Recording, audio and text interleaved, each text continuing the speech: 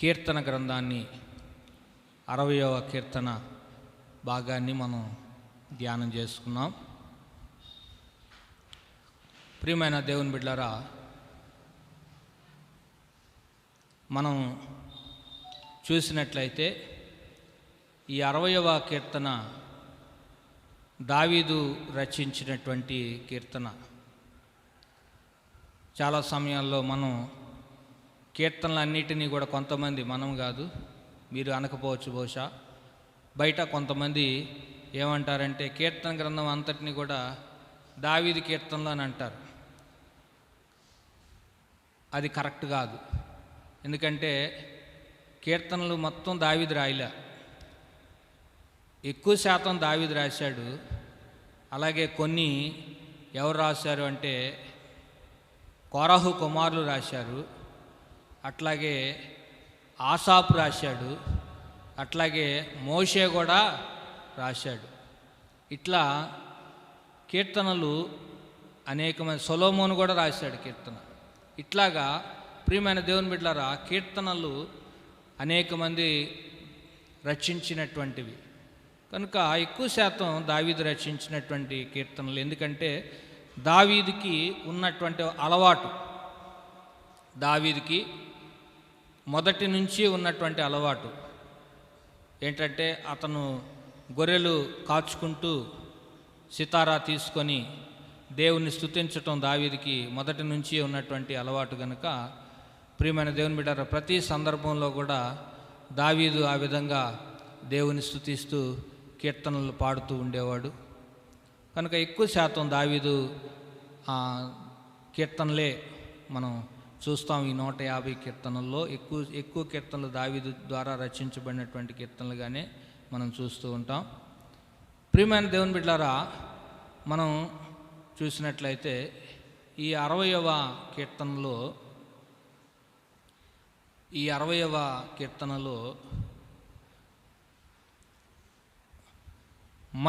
మొదటి వచనంలో మనం చూసినట్లయితే 60వ కీర్తన మొదటి వచనంలో మనం చూసినట్లయితే, దేవా మమ్మును విడనాడి ఉన్నావు, మమ్మును చెదరగొట్టి ఉన్నావు, నీవు కోపపడితివి, మమ్ము మరలా బాగు చేయుము. ప్రియమైన దేవుని బిడ్డలారా, ఇక్కడ మనం గమనించినట్లయితే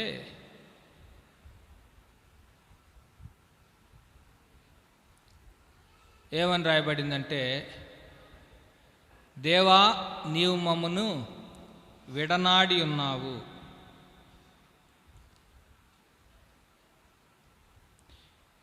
ప్రియమైన దేవుని బిడ్డలారా, చాలా సమయాల్లో మన జీవితాల్లో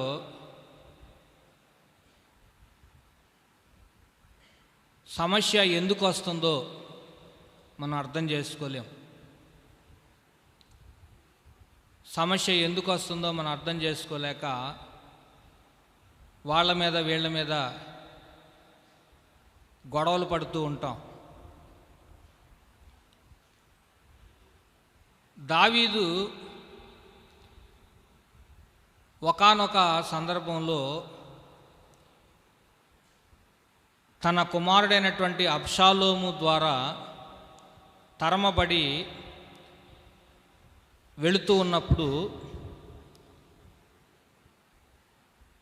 ఒక బెన్యామీనుడు, అతని పేరు షిమి, బెన్యామీయుడైనటువంటి షిమి అనేటువంటి ఒక వ్యక్తి ఏం చేస్తాడంటే దావీదుని రాళ్ళతో కొడతా ఉంటాడు, రాళ్ళు విసురుతూ ఉంటాడు దావీదు మీదకి. అంతేకాదు శపిస్తూ ఉంటాడు దావీదుని, నువ్వు సౌలుని చంపావు కాబట్టి ఆ శాపం నీ మీదకి వచ్చింది, చీపో కుక్క అన్నట్లుగా దావీదుని శపిస్తూ ఉంటాడు. ఆ సమయంలో మీరు గమనించినట్లయితే దావీదు అసలు ఏమాత్రం కూడా కోప్పడలా.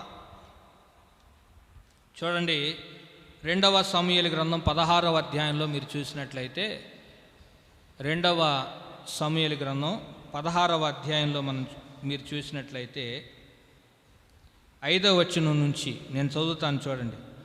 రాజైన దావీదు బహూరీము దాపునకు వచ్చినప్పుడు సౌలు కుటుంబీకుడగు గెరా కుమారుడైన షిమీ అను ఒకడు అతడి నుండి బయలుదేరి వచ్చెను.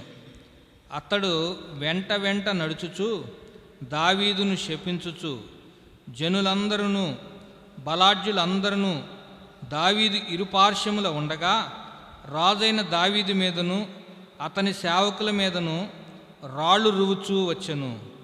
ఈ షిమీ నరహంతకుడా, దుర్మార్గుడా, చీపో నీవేలవలనని నీవు వెళ్ళగొట్టిన సౌలు ఇంటివారి హత్య యెహోవా నీ మీదకి రప్పించి, యెహోవా నీ కుమారుడైన అబ్షాలోము చేతికి రాజ్యమును అప్పగించి ఉన్నాడు. నీవు నరహంతకుడు గనకనే నీ మోసములో నీవు చిక్కుబడి ఉన్నావని చెప్పి రాజును శపింపగా, సెరియా కుమారుడైనటువంటి అబీషై, ఈ చచ్చిన కుక్క నా ఏలినవాడవు, రాజు అగు నిన్ను శపింపనేలా, నీ చిత్తమైతే నేను వానిని చేరబోయి వాని తల ఛేదించి వచ్చేదనెను. అందుకు రాజు, సెరియా కుమారులారా, మీకును నాకును ఏమి పొందు, వానిని శపింపనీయుడి, దావీదును శపింపమని యెహోవా వానికి సెలవీయగా నీవు ఇలాగు ఎందుకు చేయుచున్నావని ఆక్షేపణ చేయగలవాడు ఎవడని చెప్పెను. హల్లెలూయా, దేవునికి మహిమ కలుగునుగాక. ఈ అందరూ చూస్తున్నారు. ఇప్పుడు సహజంగా ఎవరన్నా సింగిల్గా ఉన్నప్పుడు తిడితే కొడితే అది వేరే. అందరూ చూస్తున్నప్పుడు కొట్టారనుకోండి, అందరూ చూస్తున్న కొడితే చిన్నపిల్లలకు కూడా చాలా రోషం వచ్చేస్తుంది. అందరూ చూస్తున్న కొడతావేంటి నువ్వు అని చెప్పి చిన్నపిల్లలు కూడా తల్లిదండ్రుల మీద చాలా కోపపడతారు. మీరు గమనించారో లేదో? ఎందుకంటే అది పరువు ప్రతిష్టల విషయం. ఇక్కడ కూడా మీరు గమనించినట్లయితే జనులందరూ బలాఢ్యులందరూ చూస్తూ ఉండగానే ఈ షిమీ అనే వ్యక్తి ఏం చేస్తున్నాడు? రాళ్ళు విసురుతూ, నరహంతకుడా, చీపో ఇదిగో నీవు సౌలుని చంపావు గనక దేవుడు నీ మీదకి ఆ శాపాన్ని తీసుకొచ్చాడు, నువ్వు శపించబడ్డావు అని చెప్పి దావీదుని భయంకరంగా దూషిస్తున్నప్పుడు ఈ పక్కన ఉన్నటువంటి దావీదు సైన్యాధిపతికి కోపం వచ్చింది. సెరియా కుమారుడు అబీషై అనేటువంటి వాడు అంటున్నాడు, అయ్యా, ఈ చచ్చిన కుక్క లాంటి ఈ షిమీ అనేవాడు నిన్ను ఇలాగా దూషిస్తుంటే నువ్వు ఊరుకుంటావేంటి? నువ్వు ఒక్క మాట చెప్పు చాలు, నేను వాడి తల ఛేదిస్తానని చెప్పంటే ఏమంటాడు దావీదు? సెరియా కుమారులారా, మీకును నాకును పొంతు ఏంటి? వానిని శపింపమని యెహోవా వానికి సెలవీయగా. హల్లెలూయా, దావీదుని శపింపమని యెహోవా వానికి సెలవీయగా. దావీదుని శపించమని ఎవరు సెలవిచ్చారంట? యెహోవా వానికి సెలవీయగా. నీవు ఇలాగ ఎందుకు చేస్తున్నావని చెప్పి వానిని ఆక్షేపించగలవాడు ఎవడు? హల్లెలూయా, ఎంత గొప్ప సత్యాన్ని దావీదు కనుగొన్నాడండి. వింటున్నారా ప్రియమైన దేవుని బిడ్డలారా? దావీదు కన్ఫ్యూజ్ అవ్వలా.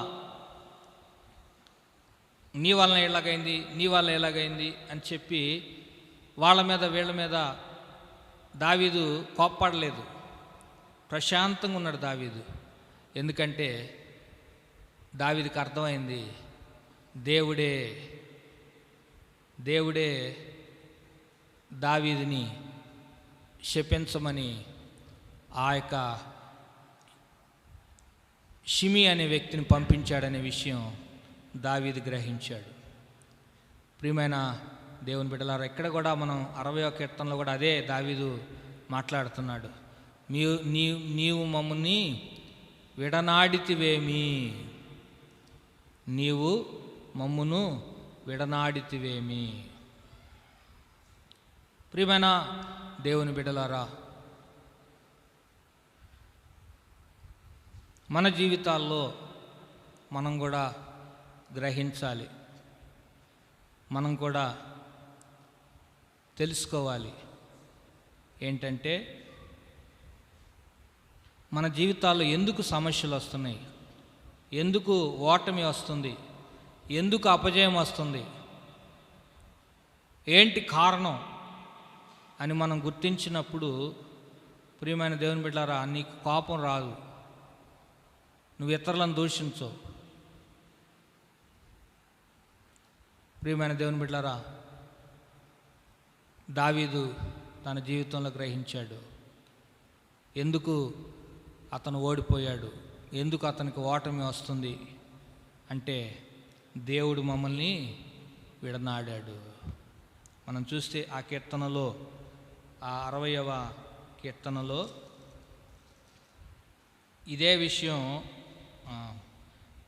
చూడండి. 60వ కీర్తనలో 11వ వచనం మనం చూస్తే, మనుషుల సహాయము వ్యర్థము, శత్రువులను జయించుటకు మాకు సహాయము దయచేయము, దేవుని వలన మేము శూరకార్యములను జరిగించదము, మా శత్రువులను అనగద్రొక్కువాడు ఆయనే. ఇక్కడ వింటున్నారా? ఏం గుర్తించాడు దావీదు? మనుషుల సహాయము వ్యర్థము, మనుషుల సహాయము వ్యర్థము, శత్రువులను జయించుటకు మాకు సహాయము ఎవరిస్తారు? దేవుని వలన మేము శూరకార్యములను జరిగించదము, మా శత్రువులను అనగద్రొక్కువాడు ఆయనే. కాబట్టి ఇక్కడ దావీదు ఒకటి గ్రహించాడు. మొట్టమొదటిది ఏంటంటే ఆ సమస్య ఎందుకు వచ్చింది అనేటువంటి విషయం గ్రహించాడు. రెండవది, ఆ సమస్య ఎలా పోతుంది అనే విషయాన్ని కూడా గ్రహించాడు. ఎలా పోద్దంట? దేవుని వలనే తప్ప అది మరి ఎవరి వలన ఆ సమస్య పోదు. దేవుని వలన మేము శూరకార్యములను జరిగించదము, మా శత్రువులను అనగదొరుకువాడు ఆయనే. కాబట్టి దావీదు ఇక్కడ గ్రహిస్తున్నాడు, ఆ సమస్యను పోగొట్టేవాడు కూడా ఆ సమస్య. అందుకే అంటాడు దేవుడు, గాయపరచువాడను నేనే, స్వస్థపరచువాడను నేనే. కాబట్టి ఈ సమస్య ఎందుకు వచ్చిందో దావీదు గ్రహించాడు, ఆ సమస్యకి పరిష్కారం ఏంటో కూడా దావీదు గ్రహించాడు. ఇదే విషయం ఇదే మాటలు 108వ కీర్తనలో కూడా రాయబడ్డాయి. చూడండి, మనం చూసినట్లయితే 108వ కీర్తనలో కూడా ఇవే మాటలు దావీదు రాస్తూ ఉన్నాడు. చూడండి, మనం చూసినట్లయితే ఇవే మాటలు దావీదు రాస్తున్నాడు. 12వ వచనం, 11, 12 వచనాలు. 108వ కీర్తన 11, 12 వచనాలు. దేవా, నీవు మమ్ము విడనాడి ఉన్నావు కదా. దేవా, మా సేనలతో కూడా నీవు బయలుదేరుట మాని ఉన్నావు కదా. మనుషుల సహాయము వ్యర్థము, శత్రువులను జయించుటకు నీవు మాకు సహాయము దయచేయము, దేవుని వలన మేము శూరకార్యములు జరిగించదము, మా శత్రువులను అణగదొక్కువాడు ఆయనే. చూడండి ప్రియమైన దేవుని బిడ్డలారా, ఒకే విషయాన్ని బైబిల్ గ్రంథంలో మనం మరలా 2-3 సార్లు మనం చూస్తే దాని అర్థం ఏంటంటే అది చాలా ప్రాముఖ్యమైనటువంటి దాని అర్థం అన్నమాట. ఇదే విషయాన్ని దావీదు మరలా ఇంకో కీర్తనలో కూడా 108వ కీర్తనలో కూడా రాస్తూ అంటున్నాడు, నీవు మమ్మల్ని విడనాడి ఉన్నావు కదా, మా సేనలతో కూడా నువ్వు బయలుదేరట మాని ఉన్నావు కదా. ఈ సమస్య ఎందుకు వచ్చింది అంటే నీవు మమ్మల్ని విడిచిపెట్టావు, మాతో కూడా నువ్వు రాలేదు కాబట్టే ఈ సమస్య మాకు వచ్చింది. కాబట్టి ఏమంటున్నాడు? మనుషుల సహాయము వ్యర్థము, శత్రువులను జయించుటకు నీవు మాకు సహాయము దయచేయము, దేవుని వలన మేము శూరకార్యములను జరిగించదము అని ఇక్కడ కూడా దావీదు మాట్లాడుతూ ఉన్నాడు. హల్లెలూయా, హల్లెలూయా, హల్లెలూయా. దేవునికి మహిమ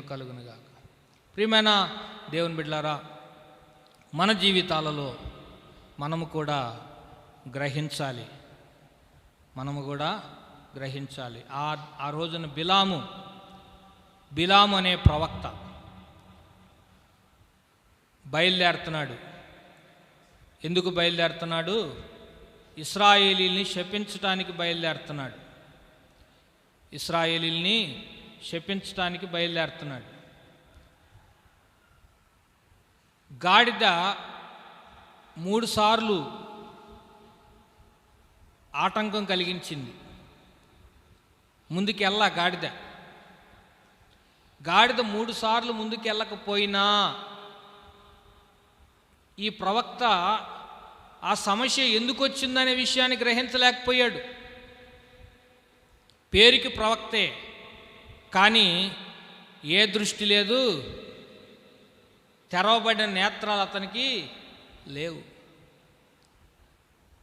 ఆత్మీయ నేత్రాలు అతనికి తెరవబడలేదు. ఈ రోజున కూడా దేవుని బిడ్డలుగా క్రైస్తవులు అని పిలువబడుతున్నటువంటి మన యొక్క జీవితాల్లో కూడా మన నేత్రాలు తెరవబడకపోతే సమస్య ఎందుకు వస్తుందో, మన జీవితాల్లో అపజయం ఎందుకు వస్తుందో, అనారోగ్య పరిస్థితి ఎందుకు వస్తుందో మనం గ్రహించలేకపోతే బిలాము వలె మనం కూడా మూర్ఖంగానే ప్రవర్తిస్తాం. బిలాము మూర్ఖంగా ప్రవర్తిస్తూ ఇంకా ముందుకు వెళ్ళాలని చెప్పి ప్రయత్నం చేసి ఏం చేశాడు? బుద్ధిహీనుడైపోయాడు. గాడిద చేత బుద్ధి చెప్పించుకున్నాడు. హల్లెలూయా. గాడిదే బుద్ధిహీనురాలు. బుద్ధి లేని ఎలా అన్నాడు కీర్తన గ్రంథంలో? బుద్ధి జ్ఞానము లేని గుర్రముల వలెను కంచర గాడిద వలనను ఉండవద్దు అని అంటాడు. అటువంటి బుద్ధి జ్ఞానం లేనటువంటి గాడిద చేత బుద్ధి చెప్పించుకున్నాడు. ఎవరు? బిలాము. ప్రియమైన దేవుని బిడ్డలారా, మన జీవితాల్లో కూడా మనం అలాగా ముందుకెళ్తున్నామేమో, వెళుతున్నామేమో. సమస్య ఎందుకు వస్తుంది? దానికి గల కారణం ఏంటి? నువ్వెంత ప్రయాణం చేసినా, ఎంత ముందుకు వెళ్ళినా నువ్వు ఆ సమస్య నుంచి విడుదల పొందుకోలేవు. మొదట సమస్య ఎందువలన వచ్చిందనే విషయాన్ని నువ్వు గ్రహించాలి. రెండవది, ఆ సమస్యకి పరిష్కారం ఏంటో కూడా నువ్వు గ్రహించాలి. మూడవదిగా ప్రాముఖ్యంగా మనం గమనించినట్లయితే ఈ కీర్తనలో కీర్తనకారుడు చెప్తున్నాడు,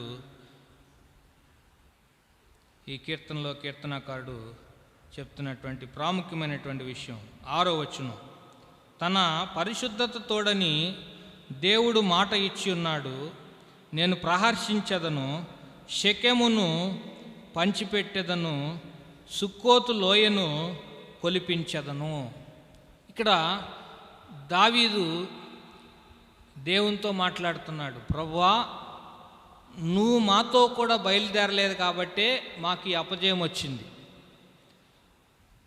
మరలా మాకు జయము కలగాలంటే నువ్వు మాతో కూడా వచ్చినప్పుడే, నీ వల్లనే మేము శూరకార్యములను జరిగించగలము తప్ప మనుషుల సహాయము వ్యర్థము అని దావీదు గ్రహించాడు.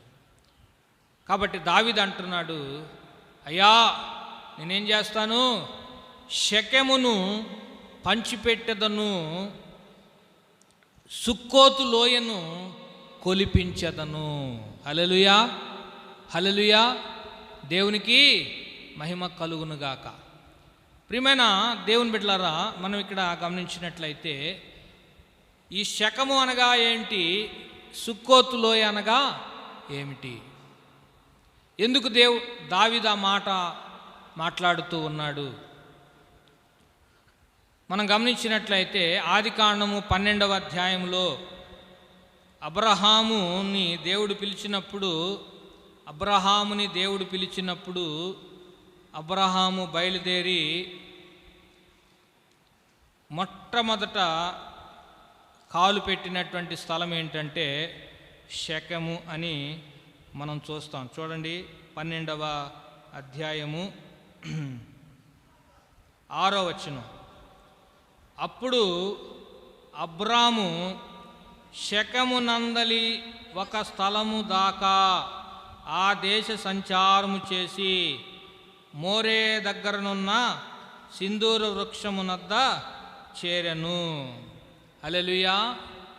ప్రియమైన దేవుని బిడ్డలారా, ఈ షెకెము అనేటువంటి ప్రదేశము ఏంటంట, మన విశ్వాసులకు తండ్రి అయినటువంటి అబ్రహాము ఆనాడు దేవుడు పిలవగానే నీవు నీ దేశం నుండి, నీ బంధువుల యొద్ద నుండి నేను నీకు చూపించే దేశమునకు బయలుదేరి వెళ్ళమని దేవుడు మాట్లాడినప్పుడు అబ్రహాము మొట్టమొదట ప్రవేశించినటువంటి స్థలము ఏంటది? షెకెము. హల్లెలూయా. దేవుడు వాగ్దానం చేసినటువంటి భూభాగము, నువ్వు ఎక్కడైతే కాలు పెడతావో అదంతా కూడా నీకును నీ సంతతికి నేను ఇచ్చేదను అని దేవుడు వాగ్దానం చేసినటువంటి భూభాగము ఏంటది? షెకెము అనేటువంటి ప్రదేశం. ఆ తర్వాత యెహోషువ కాలములో ఇశ్రాయేలీయులకి దేవుడు స్వాస్థ్యముగా ఆ షెకెము అనేటువంటి ప్రాంతాన్ని పంచిపెట్టినట్లుగా కూడా మనం చూస్తున్నాం. ఆ షెకెము అనేటువంటి ప్రాంతంలో కూడా ఏముంది అంటే ఆశ్రయపురం ఉంది. నరహంతకులు పొరపాటున కావాలని కాకుండా ఏదో పొరపాటున నేరం చేసినటువంటి వాడు తప్పించుకొని దాక్కోవడానికి వీలుగా దేవుడు ఆశ్రయపురాలు కట్టించాడు కదా. ఆ ఆశ్రయపురం కూడా ఎక్కడుంది అంటే షెకెము అనేటువంటి ప్రాంతంలో ఉంది. యెహోషువ గ్రంథము 21వ అధ్యాయము 21వ వచనంలో మీరు చూసినట్లయితే, యెహోషువ గ్రంథము 21వ అధ్యాయము 21వ వచనంలో మనం చూసినట్లయితే ఎఫ్రాయిమీయుల మన్య దేశంలో నరహంతకుని కొరకు ఆశ్రయ పట్టణమైన షెకెమును దాని పొలమును, గెజెరును దాని పొలమును, కిస్పాయిమును దాని పొలమును, బేత్‌హోరోనును దాని పొలమును వారికిచ్చిరి. చాలమ్మా. ఇక్కడ మనం గమనించినట్లయితే కహాతు వంశపు వారు లేవీలు, వీళ్ళెవరు? కహాతు వంశపు వారు లేవీలైనటువంటి వారికి దేవుడు స్వాస్థ్యంగా ఇచ్చినటువంటి ప్రదేశము ఏ ప్రదేశము? ఈ షెకెము అనేటువంటి ప్రదేశం. మనం గమనించినట్లయితే ఈ రెండు వాక్యాల్లో కూడా మనం గమనించినట్లయితే చాలా మంచి ప్రదేశముగా, చాలా పరిశుద్ధమైనటువంటి స్థలముగా ఈ రెండు వాక్యాల్లో మనం ఇక్కడ గమనిస్తున్నాం. అబ్రహాము మొట్టమొదట దేవుడు నీ దేశం నుండి, నీ తండ్రి ఇంటి నుండి, నీ బంధువుల యొద్ద నుండి నువ్వు బయలుదేరి నేను నీకు చూపించే దేశానికి రమ్మని దేవుడు పిలిచినప్పుడు మొట్టమొదట కానాను దేశంలో ఏ ప్రాంతంలో కాలుపెట్టాడు అబ్రహాము? షెకెము అనేటువంటి ప్రాంతంలో కాలుపెట్టాడు. కనుక ఈ షెకెము అనేటువంటిది చాలా ప్రత్యేకమైనటువంటి పరిశుద్ధమైనటువంటి స్థలముగా ఇక్కడ యెహోషువ గ్రంథంలో మనం చూసినట్లయితే కహాతీలు, లేవీలలో కహాతీలైనటువంటి వారికి స్వాస్థ్యముగా దేవుడిచ్చినటువంటి స్థలంగా మనం ఇక్కడ చూస్తూ ఉన్నాం. అయితే ఆదికాండము 34వ అధ్యాయంలో మనం చూసినట్లయితే ఈ ప్రాంతాన్ని గురించి మనం అక్కడ కూడా చదువుతాం. చూడండి, 34వ అధ్యాయం మొదటి నుంచి చదువుతాం. లేయా యాకోబునకు కనిన కుమార్తె అయిన దీనా ఆ దేశపు కుమార్తెలను చూడ వెళ్ళెను. ఆ దేశము నేలిన హివ్వీలు హమోరు కుమారుడగు షెకెము ఆమెను చూచి ఆమెను పట్టుకొని ఆమెతో శయనించి ఆమెను అవమానపరచెను. అతని మనస్సు యాకోబు కుమార్తెన దీనా మీదనే ఉండెను. అతడు ఆ చిన్నదాన్ని ప్రేమించి ఆమెతో ప్రీతిగా మాట్లాడి ఆ చిన్నదాన్ని నాకు పెండ్లి చేయమని తన తండ్రి అయిన హమోరును అడిగను. తన కుమార్తె అతడు చెరిపెనని యాకోబు విని తన కుమారులు పశువులతో పొలములలో ఉండినందున వారు వచ్చు వరకు ఊరకుండెను.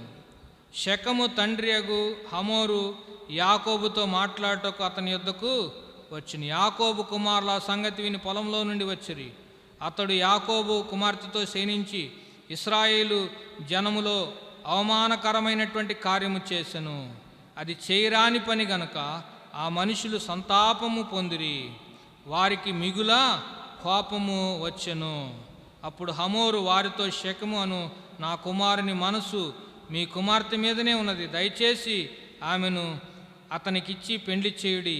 ఇక్కడ మనం గమనించినట్లయితే ప్రియమైన దేవుని బిడ్డలారా, ఇక్కడ మనం గమనించినట్లయితే యాకోబు యొక్క ఒకే ఒక్క కూతురు. యాకోబుకి ఎంతమంది కూతుర్లు ఉన్నారు? ఒకే ఒక్క కూతురు. 12 మంది కుమారులు ఉన్నారు. కుమార్తె ఎంతమంది ఉన్నారు? ఒక్కతే ఒక కుమార్తె. ఆమె పేరు ఏం పేరు?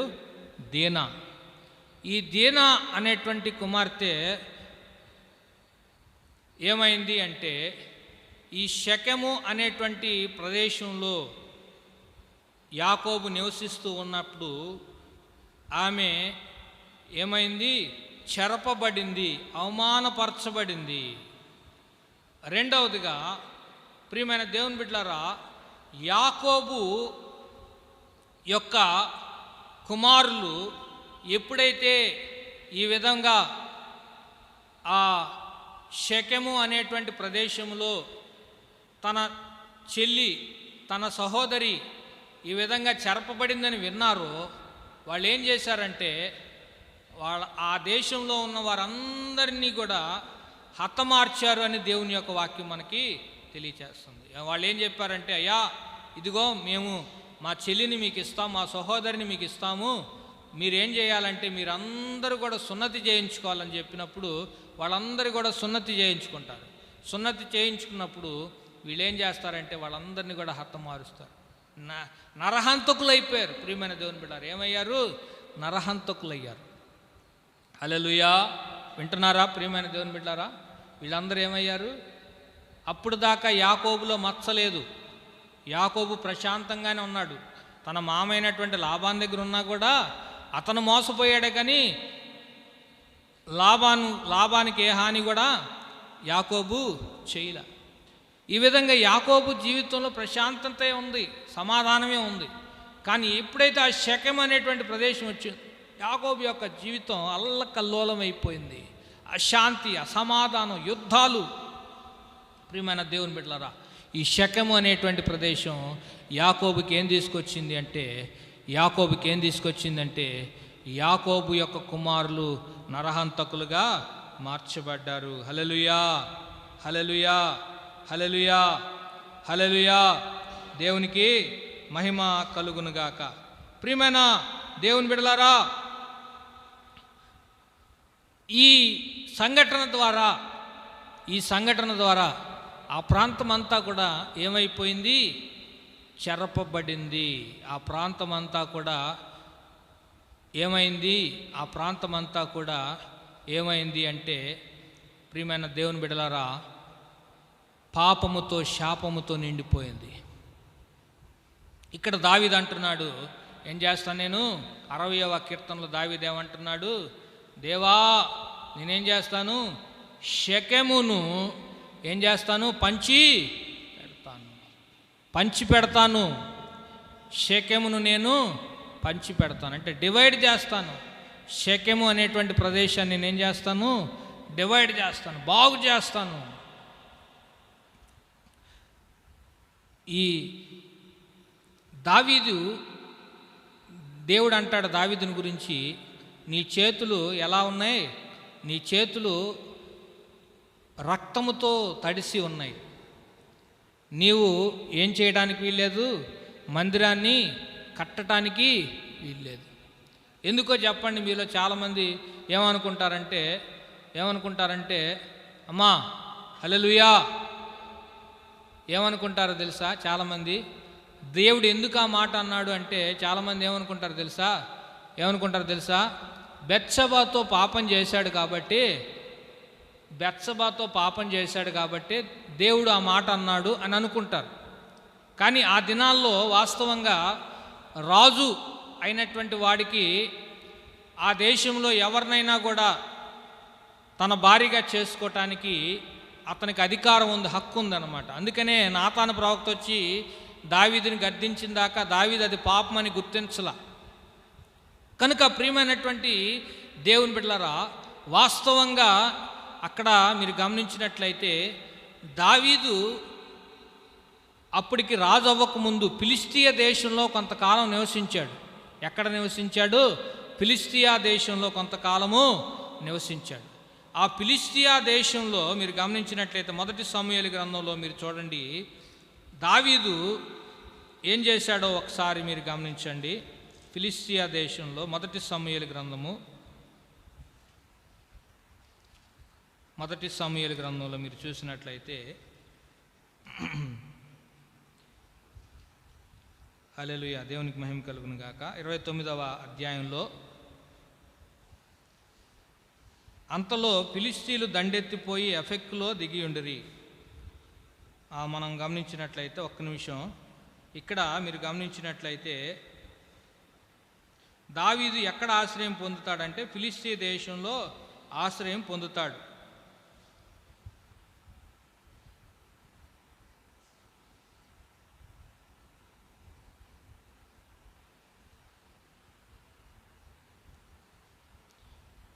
ప్రియమైన దేవుని బిడ్డలారా,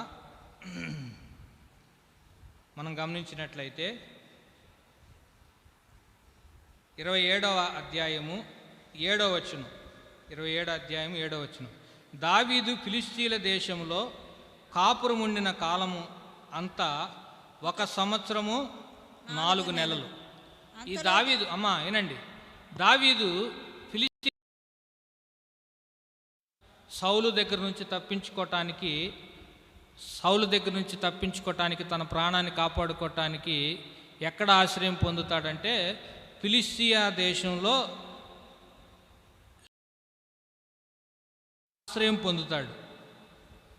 అయితే ప్రియమైన దేవుని బిడ్డలారా, చూడండి 8వ వచనంలో, అంతలో దావీదును అతని వారును బయలుదేరి గెషూరీల మీదను గెజరీల మీదను అమాలేకీల మీదను పడిరి.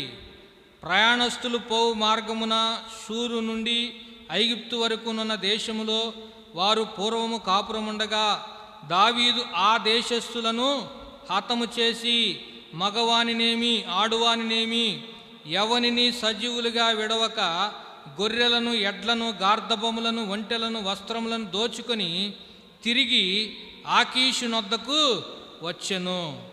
ఆకీషు, ఇప్పుడు మీరు దండెత్తి దేశంలో చొరబడితిరా అని దావీదును అడగగా, దావీదు యూదా దేశమునకును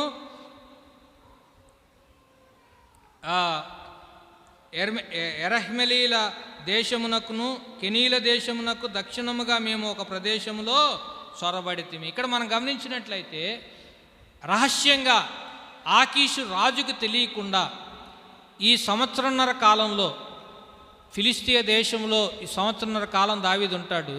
ఈ సంవత్సరన్నర కాలంలో దావీదు ఏం చేస్తాడంటే ఆ దేశంలో ఉన్నటువంటి కాపురస్తుల్ని అనేక మందిని చంపాడని ఇక్కడ దేవుని 8వ వచనం మనం స్పష్టంగా గమనిస్తున్నాం. అంతలో దావీదు అతని వారును బయలుదేరి గెషూరీల మీదను గెదరీల మీదను అమాలేకీల మీదను పడిరి. ప్రయాణస్తులు పోవు మార్గమున షూరు నుండి ఐగుప్తు వరకునున్న దేశంలో వారు పూర్వము కాపురం ఉండగా దావీదు ఆ దేశస్థులను హతము చేసి మగవారినేమి ఆడవారినేమి ఎవరిని సజీవులుగా విడవక గొర్రెలను ఎడ్లను గార్ధబములను ఒంటెను వస్త్రములను దోచుకొని తిరిగి ఆకీషు నొద్దకు. ఇక్కడ మీరు గమనించినట్లయితే దావీదు అక్కడ ఒప్పుకుంటున్నాడు. అక్కడ ఒప్పుకుంటున్నాడు, ప్రభువా మేమేం చేశాము, మేము నరహంతకులము. ఆ రోజున ఏమంటున్నాడు, నేనేం చేస్తాను, షెకెమును కొలిపించేదని అంటున్నాడు దావీదు. వింటున్నారా? హల్లెలూయా. షెకెము దేనికి సాదృశ్యము? షెకెము చాలా పరిశుద్ధమైనటువంటి మంచి స్థలము. విశ్వాసుల తండ్రి అయినటువంటి అబ్రహాము మొట్టమొదట ప్రవేశించినటువంటి స్థలము. అలాగే యెహోషువ కాలంలో ఆ యొక్క కహాతీలకి, లేవీలలో ఒకరైనటువంటి కహాతీలకి స్వాస్థ్యముగా ఇవ్వబడినటువంటి స్థలము అది. ఆ యొక్క స్థలం ఏంటంటే ఒక ఆశ్రయపురం ఉన్నటువంటి స్థలము. అటువంటి స్థలం ఏమైంది, యాకోబు యొక్క కుమారులు ఏం చేశారు? ఆ స్థలాన్ని అపవిత్రపరిచారు.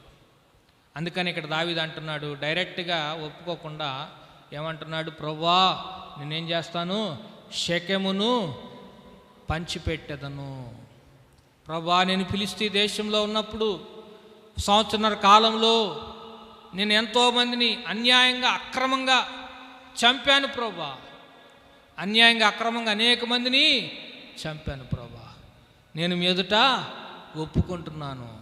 షెకెమును పంచిపెట్టడం అంటే అది. హల్లెలూయా, హల్లెలూయా, దేవునికి మహిమ కలుగును గాక. షెకెమును పంచిపెట్టడం అంటే దావీదు ఫిలిష్తీ దేశంలో సంవత్సరన్నర కాలంలో ఉన్నప్పుడు ఏం చేశాడు?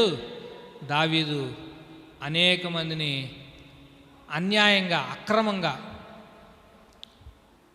ప్రియమైన దేవుని బిడ్డలారా, వాళ్ళని మాటు వేసి చంపాడు. అందుకనే దేవుడు అన్నాడు, నీ చేతులు రక్తంతో తడిసినాయి అని. ఎందుకన్నాడంటే వాస్తవంగా మనం అనుకున్నట్లుగా బెత్షెబతో పాపం చేయటాన్ని బట్టి కాదు.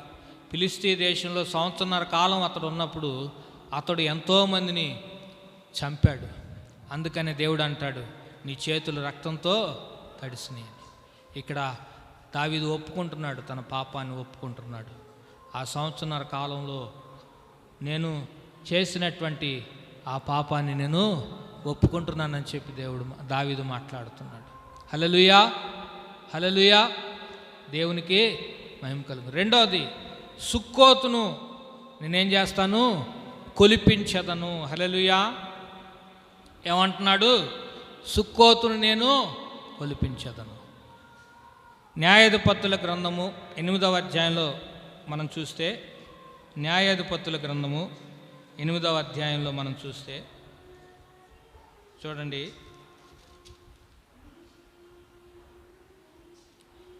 4వ వచనం. గిద్యోనును అతనితో ఉన్న 300 మందియు అలసటగానున్నను శత్రువులను తరుముచు యొర్దాను నొద్దకు వచ్చి దాటిరి. అతడు, నా వెంటనున్న జనులు అలసియున్నారు, ఆహారమునకు రొట్టెలు వారికి దయచేయుడి. మేము మిద్యాను రాజులైన జబహును సల్మానును తరుముచున్నామని సుక్కోతు వారితో చెప్పగా, సుక్కోతు అధిపతులు, జబహు సల్మున్నా అను వారి చేతులు ఇప్పుడు నీ చేతికి చిక్కునవి గనుక మేము నీ సేనకు ఆహారం ఇవ్వవలెనని అడిగిరి. అందుకు గిద్యోను, ఈ హేతువు చేతను జబహును సల్మున్నాను యెహోవా నా చేతికి అప్పగించిన తరువాత మార్చు కొయ్యలతోనూ కంపలతోనూ మీ దేహములను మార్చివేయుదునని చెప్పాను. చాలమ్మా. ఇక్కడ మీరు గమనించినట్లయితే ఈ సుక్కోతు లోయలోకి వచ్చాడంట ఈ యొక్క గిద్యోను ఎక్కడికి వచ్చాడు? సుక్కోతు లోయలోకి వచ్చాడు. చూడండి, మనం చూస్తే అక్కడ రాయబడింది ఎక్కడికి వచ్చాడు అంటే సుక్కోతు లోయలోకి వచ్చాడు.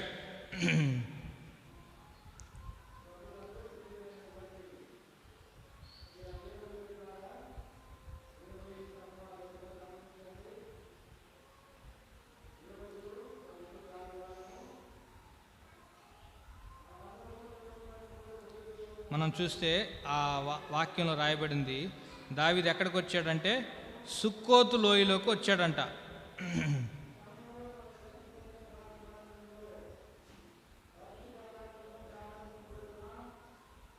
6వ వచనం. సుక్కోతు అధిపతులు ఏం చేస్తున్నారు? సుక్కోతు అధిపతులు జబహు సల్మున్నాను వారి చేతులు ఇప్పుడు నీ చేతికి చిక్కినవి గనుకన మేము నీ సేనకు ఆహారం ఇవ్వవలనని అడిగిరి. ఇక్కడ గిద్యోను శత్రువులతో యుద్ధం చేస్తూ ఉన్నాడు.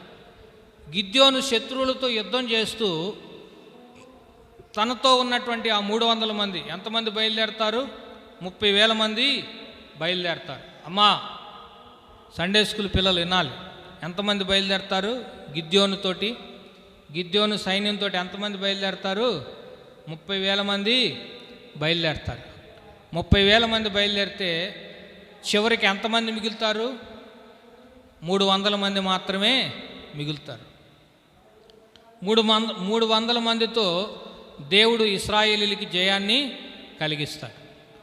ఈ విధంగా గిద్యోను నాయకత్వంలో ఈ 300 మంది బయలుదేరి వాళ్ళతోటి యుద్ధం చేస్తూ వాళ్ళకేమైందంటే దాహమైంది. వాళ్ళకేమైందంటే వాళ్ళకి ఆకలి కలిగింది. వాళ్ళకేమైంది?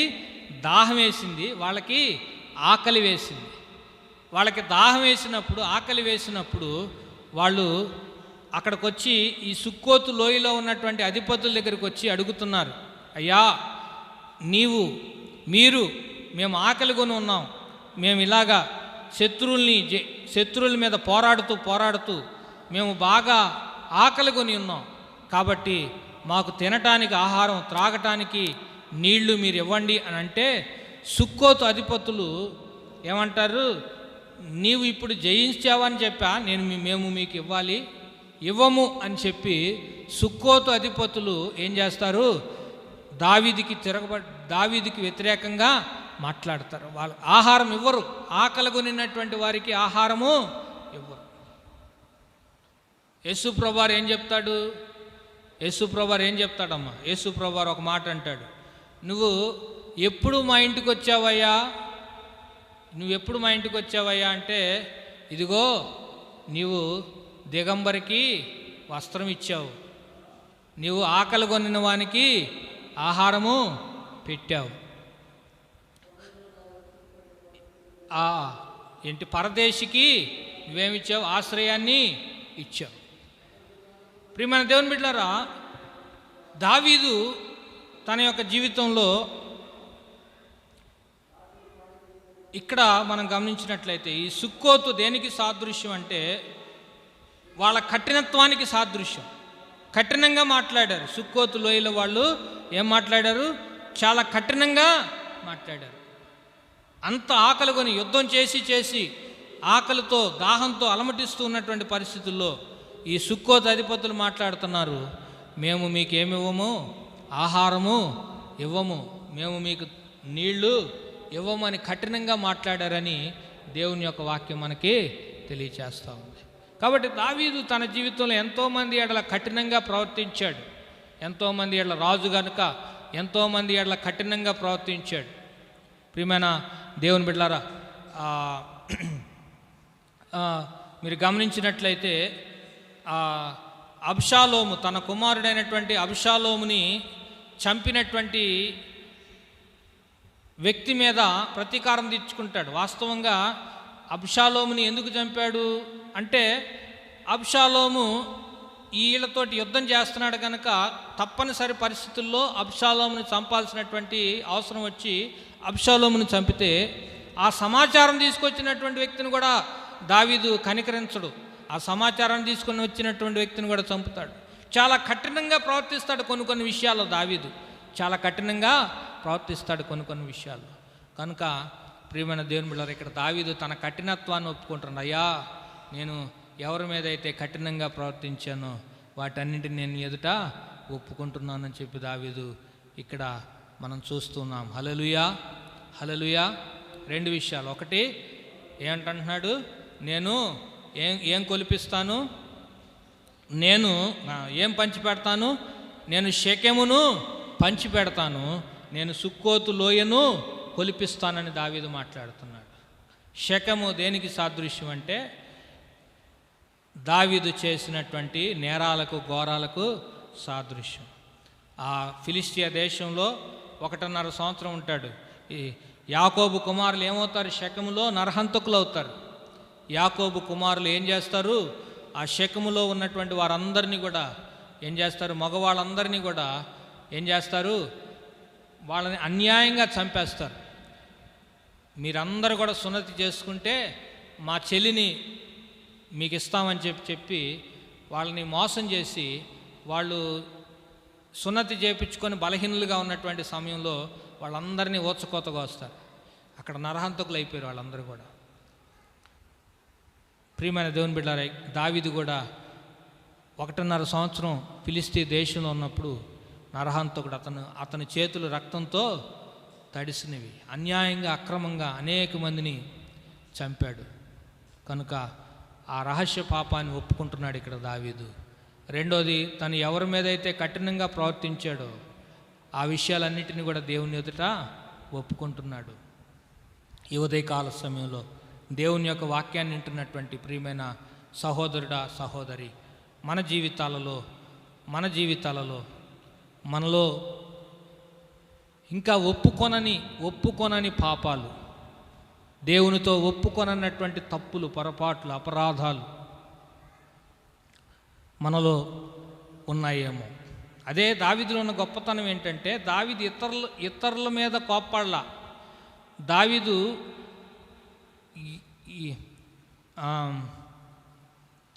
తన పరిస్థితుల్లో, తను ఓడిపోయినటువంటి పరిస్థితుల్లో, లేకపోతే ఆ షిమి అనే వ్యక్తి దావీదుని శపిస్తున్నటువంటి పరిస్థితుల్లో దావీదు అతని మీద కోప్పడలా, షిమి మీద. కానీ దావీదు తన మీద తాను కోప్పడ్డాడు. ఏమంటున్నాడు?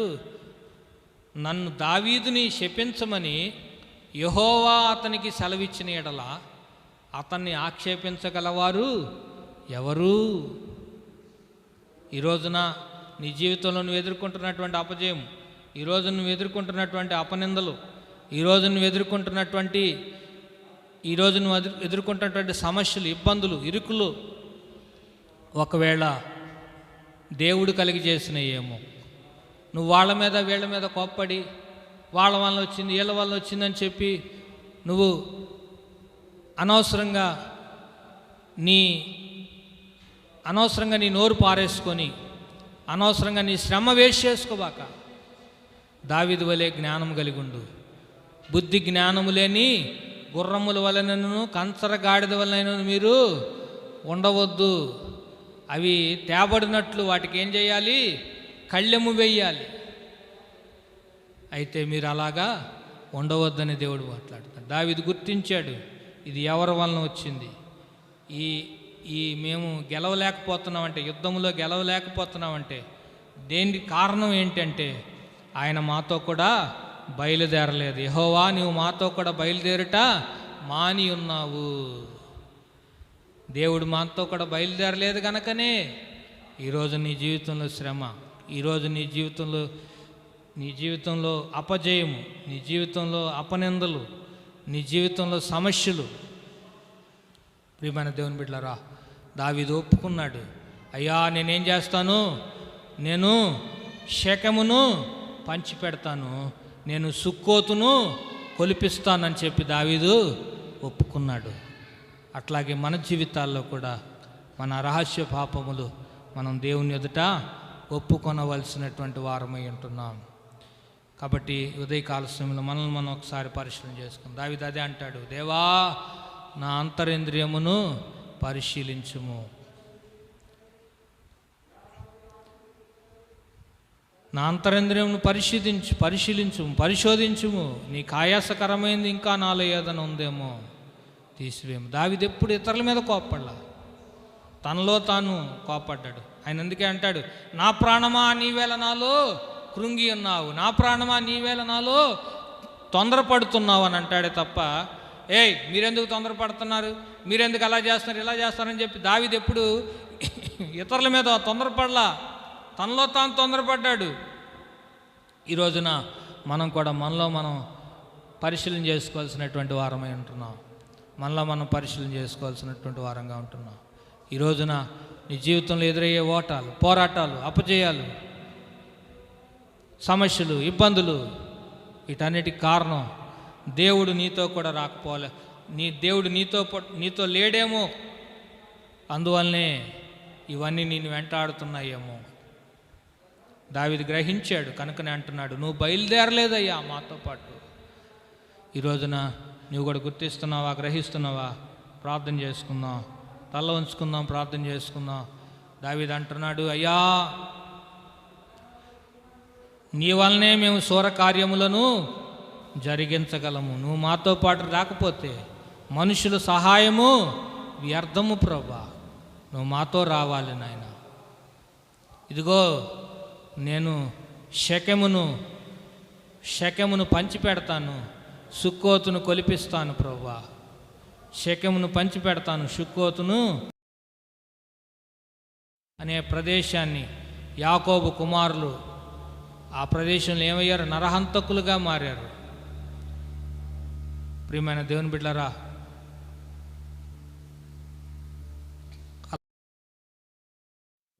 సంవత్సరన్నర కాలంలో ఫిలిస్తీ దేశంలో ఉన్నప్పుడు అనేక మందిని అన్యాయంగా అక్రమంగా చంపాడు. కనుకనే దావీదు ఒప్పుకుంటున్నాడు అక్కడ, అయ్యా నేను నరహంతకుణ్ణి ప్రభువా అని దావీదు ఒప్పుకుంటున్నాడు. రెండవది, నేను ఎంతోమంది వాళ్ళ కఠినంగా మాట్లాడాను, కఠినంగా ప్రవర్తించాను ప్రభువా, నన్ను క్షమించు అని చెప్పి దావీదు ఒప్పుకుంటున్నాడు. ఈ రోజున ప్రియమైన దేవుని బిడ్డలారా, మన జీవితాల్లో కూడా మనం ఒప్పుకుందాం. దేవుని ఎదుట మనం ఒప్పుకుందాం. దేవుని ఎదుట మన రహస్య పాపములను ఒప్పుకుందాం. మన అంతరంగాన్ని పరిశీలన చేసుకుందాం. ప్రార్థన చేసుకుందాం. తల ఉంచుకుందాం. ప్రార్థన చేసుకుందాం. స్తోత్రం, స్తోత్రం, స్తోత్రం, స్తోత్రం, స్తోత్రం. యేసయ్యా మీకు వందనాలు, యేసయ్యా మీకు స్తుతులు, మీకు స్తోత్రాలు. స్తోత్రం, స్తోత్రం, స్తోత్రం, స్తోత్రం, స్తోత్రం, స్తోత్రం. స్తుతి, స్తుతి, స్తుతి, స్తుతి. యేసయ్యా మీకు వందనాలు, యేసయ్యా మీకు స్తుతులు, మీకు స్తోత్రాలు, స్తోత్రాలు. స్తోత్రం, స్తోత్రం, స్తోత్రం, స్తోత్రం, స్తోత్రం, స్తోత్రం, స్తోత్రం, స్తోత్రం, స్తోత్రం, స్తోత్రం, స్తోత్రం. యేసయ్యా మీకు వందనాలు, యేసయ్యా మీకు స్తుతులు, యేసయ్యా మీకు స్తోత్రాలు. మమ్మల్ని మేము పరిశీలించుకునే కృప మాకు దయచేయండి. ఆ రోజున దావీదు ప్రభా, అయ్యా ఆ పరిస్థితులను బట్టి ప్రభా ఇతరుల మీద కోప్పడలేదు నాయన, ఇతరుల మీద తొందరపడలేదు ప్రభా. తనలో తాను పరీక్షించుకుంటున్నాడు, పరిశీలించుకుంటున్నాడు ప్రభా. ఈ శేకమును నేను పంచిపెడతానంటున్నాడు, సుక్కోతు లోయను నేను కొలిపిస్తానంటున్నాడు ప్రభా. తండ్రి మీకు స్తోత్రాలు చెల్లిస్తున్నాను ప్రభా. వందనాలు, స్తోత్రాలు, స్తోత్రాలు, స్తోత్రాలు నాయన. తండ్రి అయ్యా మా జీవితాల్లో శేకెము అనుభవం నాయనా తండ్రి మా జీవితాల్లో ఉందేమో నాయనా తండ్రి. శేకెములో యాకోబు కుమారులు నరహంతకులయ్యారు ప్రభా.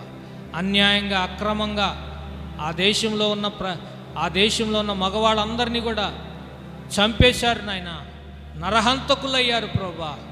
తండ్రి అయ్యా యేసయ్యా అటువంటి అనుభవంలో మేము ఉన్నామేమో నాయన, మీకు స్తోత్రాలు చెల్లిస్తున్నాం తండ్రి. శకెము అనుభవం మాలో ఉందేమో తండ్రి, ఆ అనుభవాన్ని తీసేయండి ప్రభా. మేము ఒప్పుకుంటున్నాం తండ్రి, దావీదు ఒప్పుకున్న రీతిగా మేము ఒప్పుకుంటున్నాం ప్రభా. సుక్కోతులో అనుభవం మాలో ఉంది, కఠినమైన ప్రవర్తన, కఠినమైన మాటలు. ఎవరు ప్రభా మీకు స్తోత్రాలు చెల్లిస్తున్నాను తండ్రి.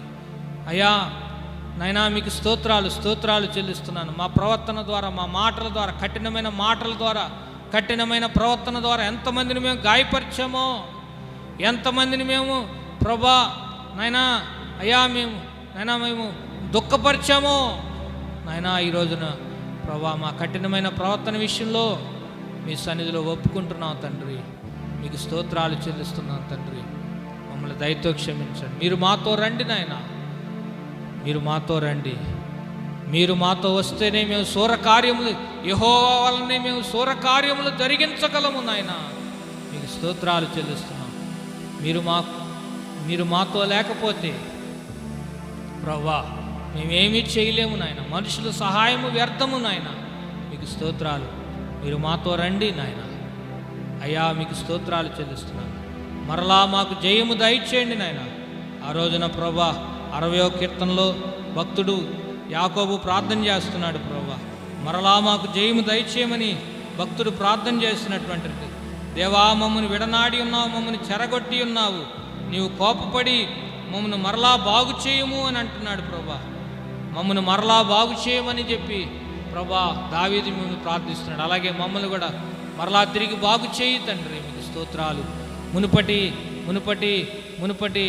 జయమును, మునుపటి ఆరోగ్యమును, మునుపటి సమాధానమును, మునుపటి సంతోషమును మా జీవితాల్లో మరలా తిరిగి దయచేయము తండ్రి. మీకు స్తోత్రాలు చెల్లిస్తున్నాం. స్తోత్రం. ప్రార్థన చేసుకున్నాం. మహాపరిశుద్ధుడా, మహోన్నతుడా యేసయ్యా మీ పరిశుద్ధ నామానికి వందనాలు. ఈ ఉదయకాల సమయంలో ప్రభా మీ వాక్యం ద్వారా మమ్మల్ని దర్శించావు, మాతో మాట్లాడావు ప్రభా. ఆ రోజున దావీదు కీర్తన 60వ కీర్తనలో ప్రభువా మొదటగా తన జీవితంలో అపజయం ఎందుకు వచ్చిందనే విషయాన్ని గ్రహించాడు. రెండవది, తన జీవితంలో జయం పొందడానికి మార్గం ఏంటో గ్రహించాడు. మూడవది, తనలో ఉన్నటువంటి దోషాలు ఒప్పుకున్నాడు. అలాగే ఈ దినాన మీ బిడ్డలమని చెప్పుకుంటున్నటువంటి మా జీవితాల్లో ప్రభువా నాయనా మీరు మాతో ఉన్నారా లేదా అనే విషయాన్ని మేము గుర్తెరిగే వారంగా, మేము గ్రహించే వారంగా ఉండగలిగే ఆత్మీయ నేత్రాలు మాకు దయచేయండి. ప్రభువా దావీదు వలె నాయనా మీరే మా కొండ, మా కోట, మా ఆశ్రయము, మా దుర్గము, మా కేడము, మా శైలం అనే విషయాన్ని గ్రహించడానికి సహాయం చేయండి. మీరు మాకు సహాయం చేయకపోతే ఎంతమంది మనుషులు, ఎంతమంది నాయకులు, అధికారులు మాకు సహాయం చేసినా అది వ్యర్థమేనని మాట్లాడావు. కాబట్టి ప్రభువా మీ సహాయం కొరకు అర్థించే వారంగా ఉండడానికి కృప చూపించండి. మూడవదిగా దావీదు ఏ విధంగా తన దోషాలు ఒప్పుకున్నాడు, శెకెమును పంచిపెడతానని, సుక్కోతు లోయను కొలిపిస్తానని ఒప్పుకున్నాడు. అట్లాగే మా జీవితంలో మా రహస్య పాపాలు ఒప్పుకునే కృప మాకు దయచేయండి. మీకు స్తోత్రాలు చెల్లిస్తున్నాం. జయ జీవితాన్ని మాకు దయచేయండి. తిరిగి మమ్మల్ని నాయనా తండ్రి నడిపించండి. మీకు స్తోత్రాలు. మమ్మల్ని బాగు చేయండి.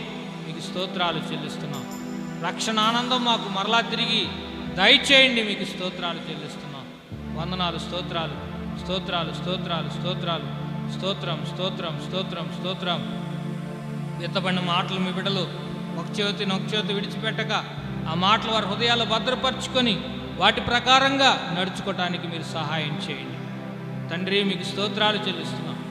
అయ్యా వారి జీవితాల్లో ఏవైతే పోగొట్టుకున్నారో, ఏ విషయాల్లోనైతే ఓడిపోయిన వారిగా ఉంటున్నారో, ఏ విషయాల్లోనైతే సమస్యలు, ఇబ్బందులు ఎదుర్కొంటున్నారో, సమాధానం లేని స్థితికి అనుభవిస్తున్నారో, వాటన్నిటి నుంచి విడిపించబడి నిజమైన సమాధానం, సంతోషం పొందుకోగలిగే కృప మీరు దయచేయండి. ఘనత, మహిమ, ప్రభావాలు మీరే పొందుకోమని యేసు నామములో ప్రార్థించి వేడుకొంచున్నాము తండ్రి. ఆమేన్, ఆమేన్. హల్లెలూయా. సమయంలో మనందరము లేచి